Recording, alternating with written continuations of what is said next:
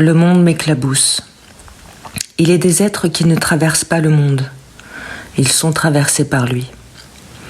Certaines existences reçoivent le monde avec une intensité qui ne laisse rien de côté. Le dessin ne protège pas de cette profusion. Il transforme ce qui déborde en une présence que le regard peut enfin habiter. La vie m'épuise. Je sens mon abdomen se tendre au fur et à mesure que les heures passent, comme si le corps continuait de recueillir ce que le regard ne peut plus contenir. Je prends toutes les ondes, positives comme négatives. Je ne choisis pas. Je reçois. Je suis une sorte de paratonnerre à sensations. Les bruits, les odeurs, les ombres, les lumières, les silhouettes, les visages, les attitudes, les couleurs, la mécanique des transports, les voitures, les vélos, les skates, les trottinettes, les enfants, les vieux, les paumés, les malins, les drames du quotidien. Tout me traverse. Rien n'est insignifiant. Chaque présence poursuit son existence en moi comme si le monde refusait de s'arrêter au regard.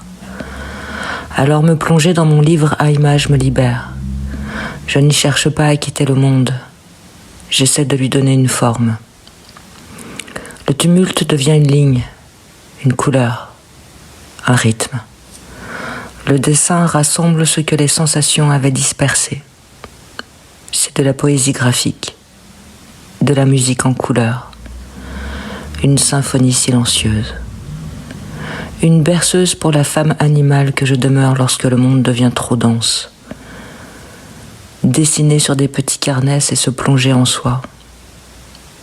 Non pour se retirer du monde, mais pour retrouver l'endroit où tout ce qui a été vécu, entendu et ressenti peut enfin entrer en relation. Les sensations cessent d'être des chocs. Elles deviennent un langage. Je veux du léger, parce que dans ma tête ça cogne, ça bourdonne. Dans mon corps ça implose. Sous le poids de tout ce que j'ai vu, entendu, capté malgré moi. La vie agit sur moi comme les projections de Jackson Pollock sur une toile. Elle m'éclabousse, elle me couvre de couleurs, de tensions, de rythmes, de présence. Je suis pulvérisée de tout ce que je vois, et parfois aussi de tout ce que les autres ne voient pas. Alors je dessine.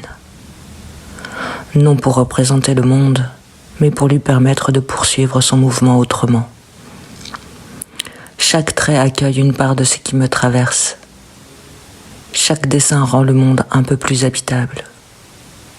Non parce qu'il l'adoucit, mais parce qu'il lui donne enfin une forme.